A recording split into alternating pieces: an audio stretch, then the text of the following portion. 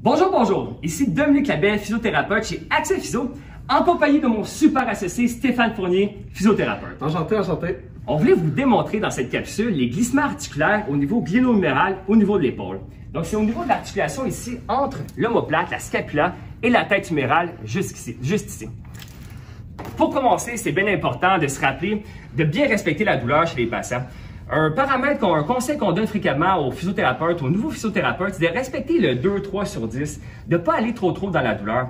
Et dans un cas de capsulite, par exemple, ici, quand on va faire nos glissements articulaires, c'est de travailler en fin de mouvement. Un patient plus irritable, on comprend que on peut commencer avec, en travaillant en neutre, par exemple, mais rapidement, pour avoir des gains de mobilité, c'est important de l'amener dans les fins de mouvement. Si je peux me permettre une parenthèse, Dominique, par expérience, je considérerais l'épaule, la gléno-humérale, comme l'articulation qui réagit le moins bien à la douleur. Tu sais, elle est très facilement irritable. Et quand on parle de cette notion-là de 2 sur 10, de maximum 3 sur 10, c'est important de la respecter si on ne veut pas que notre patient s'aggrave. Quand on est jeune praticien, jeune physio, c'est difficile de sentir les raideurs R1, R2, jouer dans les grades 3, jouer dans les grades 4.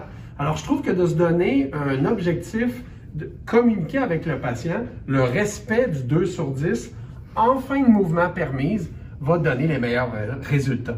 Bien sûr, exact. Et souvent, dans les problèmes d'épaule, on peut avoir aussi la région cervicale qui est beaucoup impliquée, la région cervico-thoracique, thoracique aussi. Les gens peuvent être irritables aussi, par exemple, beaucoup de douleurs la nuit, par exemple. Donc, c'est vraiment important d'être très à l'affût de notre patient et de lui demander toujours, je suis toujours dans le 2-3 sur 10, toujours avoir un bon contact visuel. Merci de l'ajout. Maintenant, pour les glissements articulaires, commençons avec la flexion gléno-humérale. Donc, c'est un spin. Donc, pour augmenter l'amplitude de mouvement, on peut faire une traction au niveau gléno-huméral. Donc, en effet, on pourrait commencer en position neutre pour un patient un peu plus irritable, mais très rapidement, on peut très bien l'amener en fin de mouvement, par exemple. Et là, je montre tranquillement comme ça. Comment ça va, Sébastien? Ça va. Et dans un cas de capsulite, on peut présenter une raideur, par exemple, ici. Je peux venir faire ma traction pour venir dégager, décoapter la surface articulaire. En ce moment, je fais des grades 3+, dans une 3, et je peux aller même 4 ici, des petites amplitudes dans la résistance. Ça va toujours? Oui. Combien d'oscillations, tu dirais, Dominique? 3 séries d'une trentaine facilement et je peux monter même 90 quand ça va très bien, dépendamment de l'irritabilité de mon patient. Puis, si tu peux me permettre, souvent, on va commencer les mouvements avec le patient. Le 2 sur 10 va bien dans le premier 10 secondes, dans les 30 premières oscillations. Puis, à mesure que tu progresses dans ton mouvement, le patient communique de l'inconfort. C'est important de revenir. Exact. Donc, tout le long de cette mobilisation-là, valider où on est avec le patient sur le 2 sur 10. Tout à fait. Maintenant, pour l'abduction. Donc, pour faire l'abduction, c'est un glissement inférieur au niveau gléno-huméral. Donc, je peux m'installer comme ceci. Il faut bien supporter le bras du patient. Des fois, quand on est trop loin, les patients ont de la misère à relâcher. D'être proche du patient, ça aide beaucoup au patient. Il se sent plus sécurisé, plus confortable. Et je peux l'amener vers mon abduction ici, comme ça. Je vais même induire une petite traction gléno-humérale. Donc, on voit Sébastien qui est assez costaud, mais je le tiens bien comme ça ici. Et je peux venir faire ma petite traction et faire mon glissement inférieur pour améliorer mon abduction ici. Et je peux faire même des petits roulements en même temps, quand ça va mieux comme ceci. Et je valide toujours. Ça va comme ça. Oui. Je peux redescendre. Et je signe dans cette position-là, comme ceci. Ensuite, pour ce qui est de la rotation interne. Donc, c'est un glissement postérieur pour augmenter ce mouvement-là. On peut le faire, par exemple, le long du corps comme ça, 0 degré d'abduction. Mais rapidement aussi, on peut mettre un petit peu d'abduction. Donc, comme ceci, je peux venir appuyer, plusieurs façons de le faire. Moi, j'aime bien appuyer comme ça le bras du patient et induire ma rotation interne. Je viens chercher ma tête humérale ici et faire mes glissements postérieurs dans cette position-là. Position qui est confortable aussi, Dom, c'est peut-être juste comme ça en supination. Oui, bien sûr, c'est vrai. Ouais. Très confortable. En pronation, pardon. Oui, exact. Et j'utilise mon corps pour faire mes mobilisations. Ensuite, pour l'adduction horizontale, donc c'est un mouvement qui peut être très raide ici. Donc, encore une fois, ce serait une traction un peu comme la flexion gléno-humérale. Donc, je peux amener le patient comme ceci et induire, je vais aller tranquillement, ma traction. Donc, je vais tirer vers moi ici pour venir dégager la surface articulaire. Ça va comme ça. Oui. Toujours en validant notre 2 sur 10. Un petit peu plus loin. J'ai toujours 2-3 sur 10, ça va. Passons maintenant à la rotation externe de l'épaule, la rotation latérale, et c'est le mouvement le plus limité dans le cas d'une capsule rétractile à l'épaule.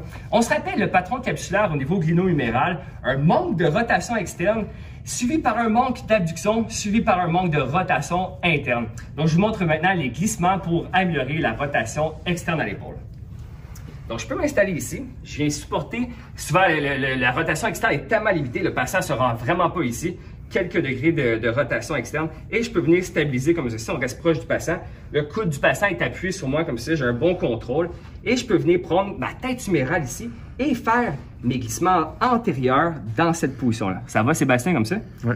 Et je viens osciller dans cette fin de mouvement ici. Là, je suis en train de faire un grade 3.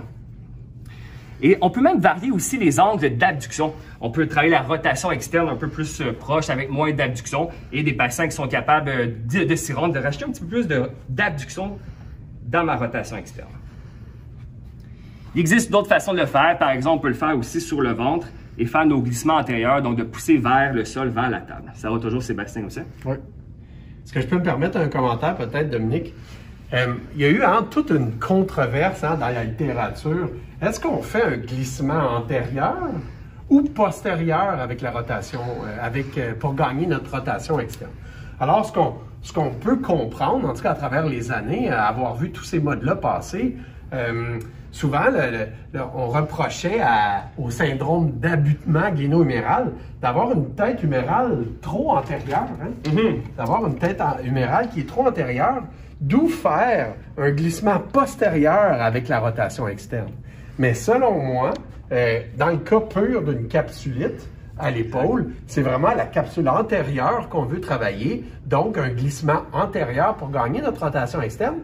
On va inviter les gens peut-être à essayer les deux, voir lequel semble gagner davantage, mais par expérience, quand c'est purement une raideur capsulaire, on veut gagner notre glissement antérieur avec la rotation externe. Exact. Puis soyons ouverts d'esprit avec les patients avec notre raisonnement clinique, par exemple, plusieurs patients qui peuvent réagir de différentes façons. Donc, c'est important d'essayer des techniques puis de faire des tests-retests, valider nos techniques, voir si c'est de l'amélioration.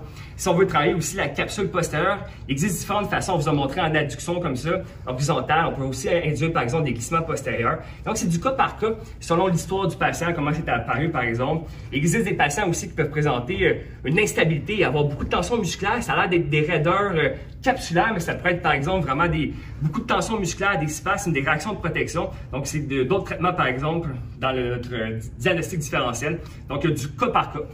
Il te reste juste l'extension. Allons-y. Donc, l'extension, il ne faut pas l'oublier. L'extension, on se rappelle, c'est vers l'arrière comme ça.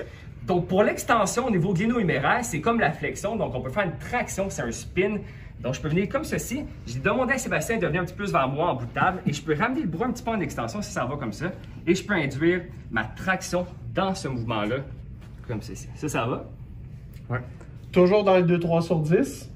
Toujours dans la fin de mouvement permise, dans le respect de la douleur. Exact. Ça va, Sébastien? Oui. Voilà pour les glissements articulaires au niveau gléno-huméral.